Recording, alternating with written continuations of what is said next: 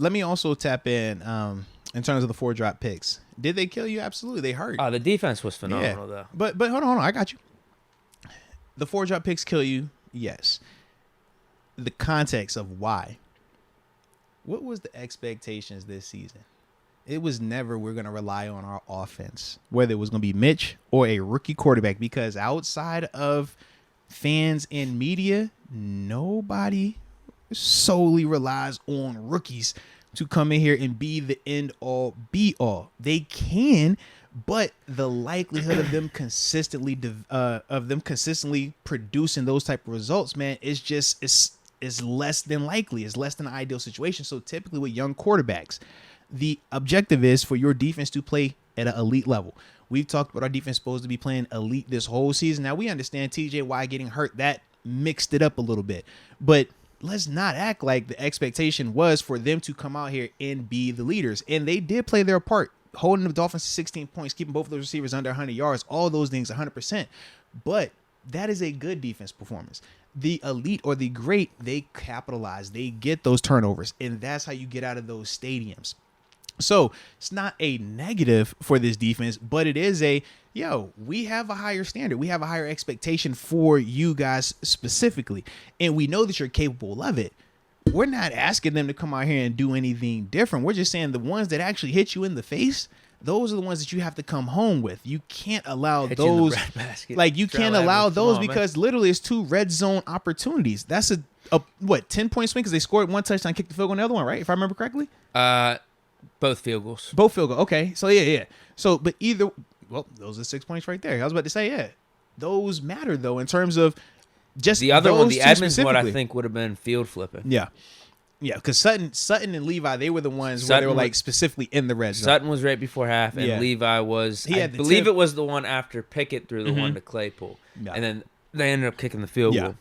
But is those what was the other one? There was the Levi one. The Levi and where we got the ball back. Edmonds had one, I thought. Yeah, I think that was the field. I think that was in the middle of the field. So because it was only I counted 4. Levi had that one at the end of the game too. Yeah. Where we got the ball back. Levi had 2, Cam Sutton had 1. Yeah, Levi had 2, Sutton had 1, and Edmonds had 1. So that last Levi one was probably the only one that you could point to and say, like, that didn't kill us because they still punted it. Pickett got the ball 2 minutes 30. Yeah. We just would have had a shorter field to deal with. But Pickett drove it down there, no problems, But when you're talking about a defense, they are capable of that. Have we seen Cam Sutton get interceptions? Dude, that was so bad. Now. That was so bad. Like that was so bad. So that was worse than anything Ike's ever done. So my question is, my question is, are we asking the defense to do anything that they're not capable of? No, it was so we're not asking them to do anything. We're just simply saying, don't be a good defense. Be an elite defense. The elite defenses, they make those ones. We're not asking you to create the turnover. Just catch the ones that are there for you. That's the difference. So that's my biggest critique of them, along with the pass rush. 1 QB hit, we definitely want more of that. But as a whole, 2 was getting the ball out fast as hell. He definitely was. The defense, though, as a whole, they did their part. Yeah. It's just when we talk about the expectation, our expectation isn't, hey, man, play good, hold them here, and hope for the best. No, it's create turnovers. What we saw in Cincinnati, that's the expectation, and they're capable of that. Even last night, man. So, like I said, that was kind of like my thought with them, man. But defense still did what they were supposed to do. But they just have more on the bone for them. I thought it was phenomenal. Just with how the game started out, how we were getting carved up, the adjustments that were made late in the first half. And then, if you're going to tell me, going into halftime, defense is going to give up 0 points. Oh, yeah. That was awesome. No, I'm with you on that. Absolutely. The third down stop. I think it was the first series or the second series coming out of halftime where they had a 3rd and short. Cam Hayward with a sick-ass tackle. Then Ogunjobi breaking it up on the 4th down. And get the ball back. How did you feel about their decision to go for it? Instead of kicking the field goal to go up 9. Where were they at? Yeah, at that point, they're up 6. Yeah, you got to kick that field goal. Yeah. You really got to kick that field gool. That was definitely, I was just those were terrible plays. Like, just what running it right up the middle back-to-back times. I thought they were going to definitely pass on 4th down. I'm like, it's got to go to Tyreek or Waddle. Like, that's all I was thinking. I'm like, that's the call you make. Like, I'm not a fan of, I get analytics. I get why you want to be aggressive, but that didn't make sense at all to me, man. But it gave us the opportunities to have 2 chance to go ahead and take the lead and stuff like that. But yeah, it was just crazy to me. I'm just like, why are you doing that right now? You don't. I thought they were gonna go for it on 4th and short on their last series. Yeah, I didn't want them to. I'm happy they punted it back to us. It made no sense in terms of you're aggressive here, but then, like you said, in that sense, man. I was not a fan of it, though.